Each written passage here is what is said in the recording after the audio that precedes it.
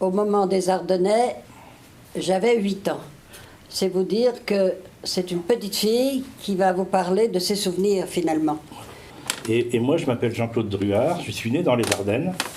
Mes grands-parents, ardennais, sont venus lors de l'évacuation en mai 40. Ils sont venus en Allier.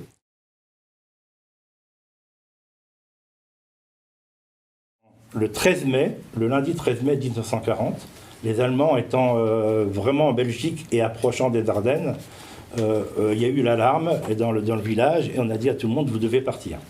Alors, ils étaient préparés, ça faisait déjà quelques jours qu'on leur avait dit qu'ils auraient à se sauver. Alors, mes grands-parents habitaient à côté d'une ferme, de la famille Meunier, qui est allée justement se réfugier chez la famille Baudin. Et donc, ce fermier a attelé son cheval, un grand chariot, ce qu'on appelait nous, dans notre langage, un chariot. C'est avec 4 roues, et ils ont mis des affaires personnelles, de quoi dormir, de quoi s'habiller, et ils sont partis sur la route, à pied. Donc effectivement, ça a été quand même ces 3 semaines assez très difficiles. Malheureusement, il y a eu des gens décédés, etc. Et arriver en Vendée, pour eux, c'était vraiment une libération, quoi. Ils sont arrivés en Allier.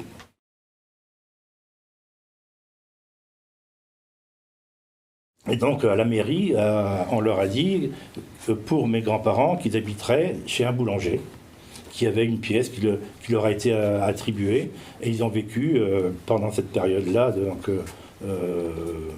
jusqu'en 1942, au moment où ils sont repartis, ils ont vécu dans cette pièce-là. Mon père, finalement, a travaillé toujours dans la ferme de la famille Baudin, ce qui a évité qu'effectivement, à l'âge de 20 ans, on l'emmène. Parce qu'après, si vous voulez, une fois que les Allemands ont envahi la France, ce qui s'est passé, c'est que les enfants qui arrivaient à l'âge de 20 ans, enfin les garçons, ils étaient emmenés, plus ou moins de force d'ailleurs, en Allemagne pour travailler dans les usines.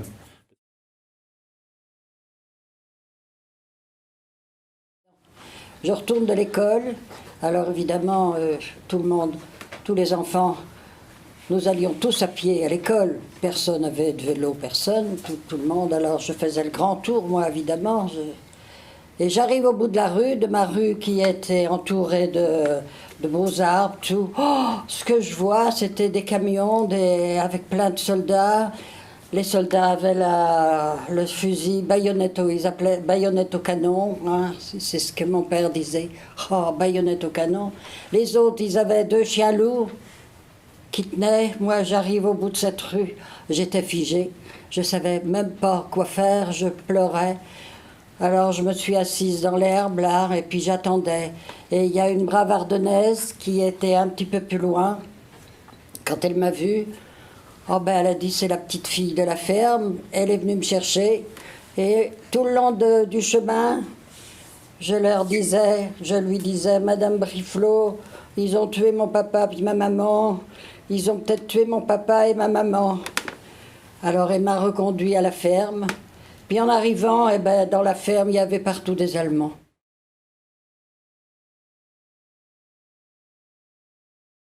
Donc il y a eu des chocs de culture aussi. Quand les Ardennais sont arrivés, effectivement, ils voyaient les gens cuisiner dans les cheminées. Ils disaient, nos grands-parents parlaient de ça, c'était, je ne vais pas dire au Moyen-Âge, mais pour eux, c'était il y a très longtemps, quoi. Alors qu'en Vendée, c'était encore présent, quoi. Ils se sont très liés avec les jeunes du village, forcément. Ah oui. Et donc, ça c'est, sauf si effectivement ils étaient occupés par les Allemands, mais la vie a repris plus ou moins. Je me souviens, nous avons été vendangés, tous, avec les Ardennais. Enfin, vendanger, c'était bien autrefois, avec les vendanges, c'était quelque chose de formidable. Et puis, ce que tu pourrais raconter, c'est ce qu'ils faisaient des fois les samedis soirs, les jeunes. Ah ouais. Ils se retrouvaient chez vous. Ben oui, chez nous, on avait une grande maison, on avait une grande pièce.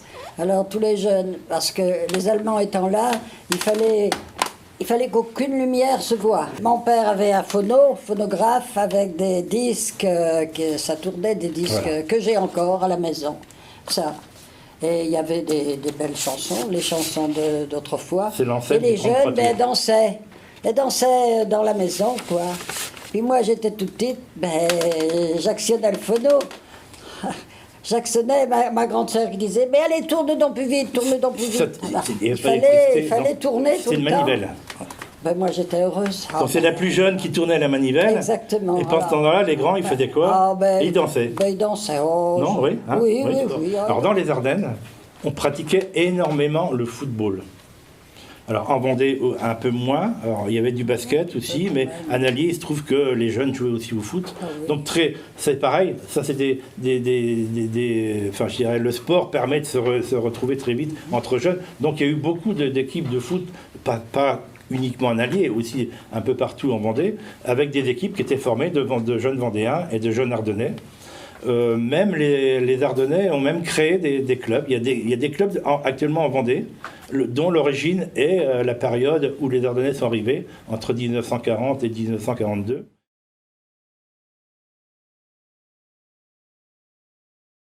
En septembre 42, ils ont eu l'autorisation, et mon grand-père allait un peu mieux, donc ils sont remontés dans les Ardennes.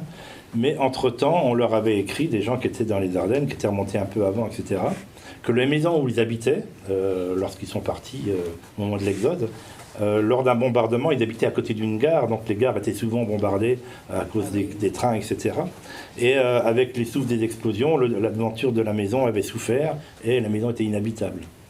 Ils sont remontés fin septembre 1942 par le train, et ils sont donc arrivés dans ce village des Ardennes qui s'appelle Auvillers-les-Forges.